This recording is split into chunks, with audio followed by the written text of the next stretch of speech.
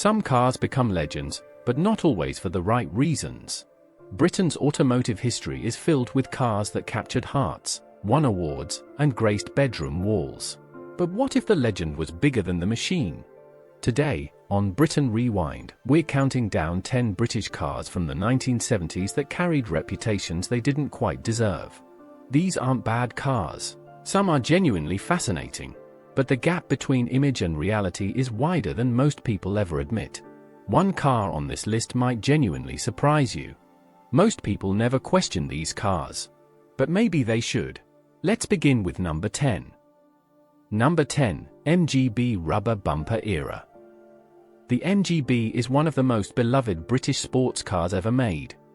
Affordable, charming, and quintessentially British, it sat in driveways across the country and defined what a weekend road trip should feel like.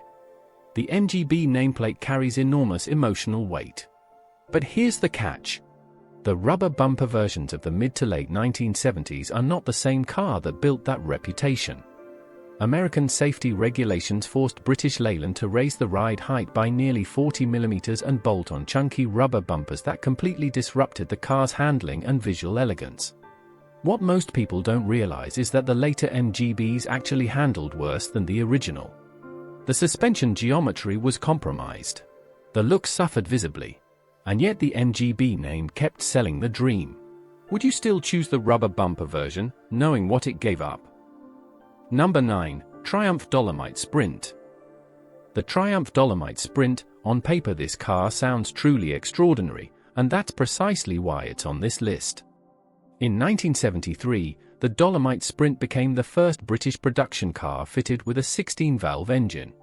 That headline was genuinely impressive for its era, and automotive journalists celebrated it enthusiastically. The Sprint earned a strong reputation as a performance saloon that punched far above its class. But here's where things change. That 16-valve engine sat inside a compact family saloon with modest suspension, unremarkable brakes, and a body that struggled to manage the power with confidence. Very few owners discuss how drivetrain stress and heat issues led to premature engine wear, particularly around the cylinder head. The Sprint offered the genuine promise of sophistication, and it delivered headlines beautifully. But the day-to-day driving reality was often more fragile than the badge suggested. Does the reputation really match the reality? Number 8, Reliant Scimitar GTE. Few cars in British motoring history have been so quietly prestigious. Princess Anne owned one, and that single fact cemented the Scimitar's place in the national consciousness almost permanently. The GTE introduced the concept of the sporting estate, blending a fiberglass body with a Ford the 5.6 engine in a package that felt genuinely clever and well considered for its time. But here's the catch. Fiberglass construction, while lightweight, came with its own complications, panels that flexed, repaired poorly, and aged inconsistently. The Ford running gear, though reliable, was far from thrilling. And what most people don't realize is that the Scimitar's status was elevated by royal association rather than genuine driving performance. Strip away the celebrity connection and you have a capable but fairly ordinary Grand Tourer built entirely on borrowed components. The royal warrant made it legendary. The car itself was merely very good. Number 7, Range Rover. Few vehicles have transcended their category quite like the Range Rover. Launched in 1970, it quickly became a symbol of British sophistication, part countryside estate, part urban aspiration. The Range Rover is now one of the most iconic names in British motoring. But here's where things change. The first-generation Range Rovers of the 1970s were not the luxury vehicles their image now implies. Inside, the cabin was quite literally designed to be hosed out, rubber mats, minimal sound deadening, and hard plastic everywhere. The early models were rugged, farm-ready workhorses dressed in elegant proportions. Comfort was genuinely an afterthought. What most people don't realize is that the Range Rover's luxurious reputation was something it earned gradually, not something it arrived with. The 1970s versions were aspirational in styling but genuinely utilitarian in experience. The myth arrived long before the product matched it. Number 6, Lotus Esprit Series 1. If there is one British car from the 1970s that captures pure visual drama, it is this one. Designed by Jaguar, the first-generation Esprit was and remains one of the most breathtaking shapes ever produced in Britain.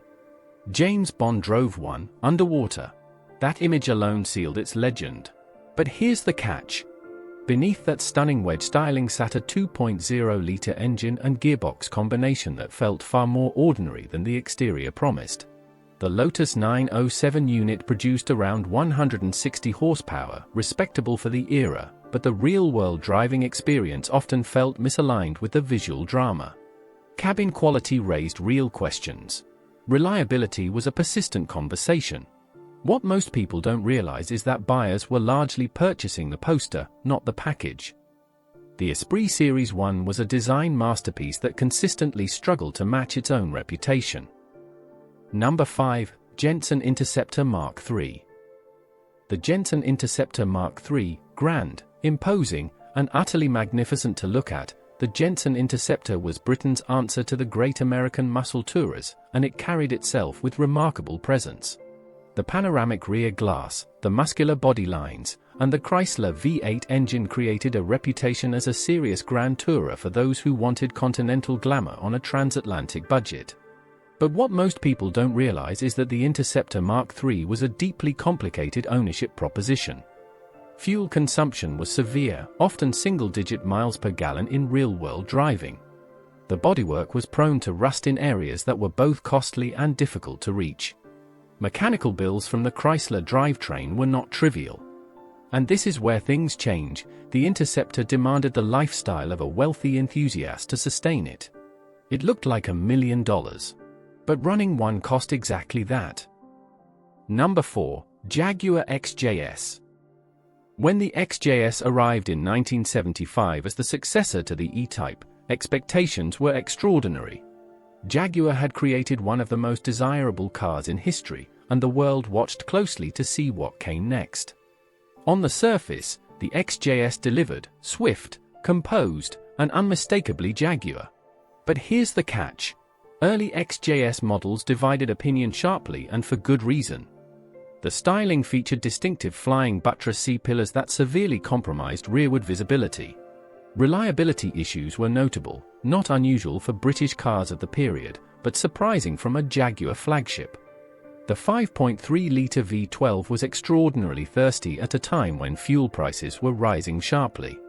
What most people don't realize is that the XJS of the late 1970s was still a car searching for its identity. It eventually became magnificent. But in its earliest years, it was wearing a crown it hadn't yet earned. Number 3. Triumph Stag.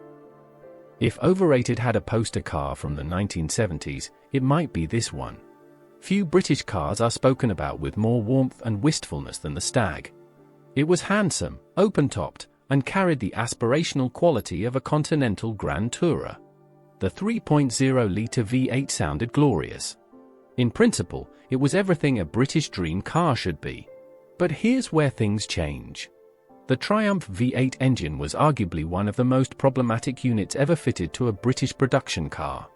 Overheating was endemic. Timing chain failures were frequent.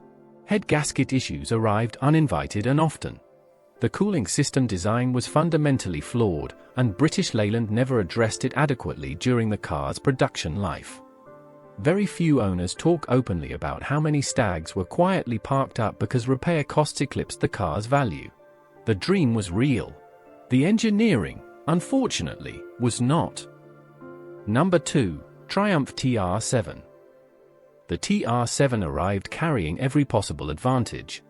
Triumph's TR lineage was celebrated, deeply loved. The wedge design was bold, modern, and polarizing in exactly the way the late 1970s demanded. It was heavily marketed, particularly in North America, as the shape of things to come.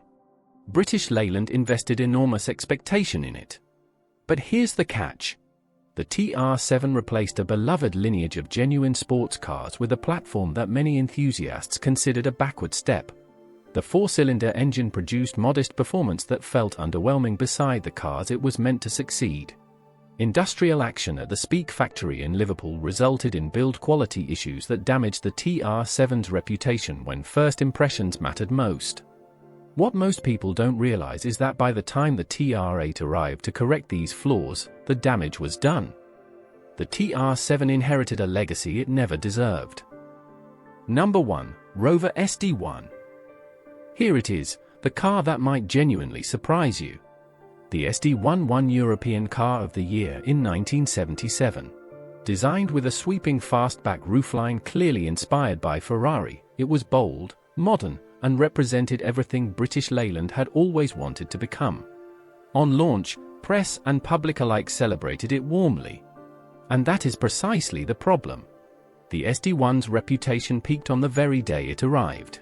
Ownership told a very different story: electrical gremlins, poor assembly tolerances, trim that fell apart, and build quality that consistently undermined the car's real design ambitions.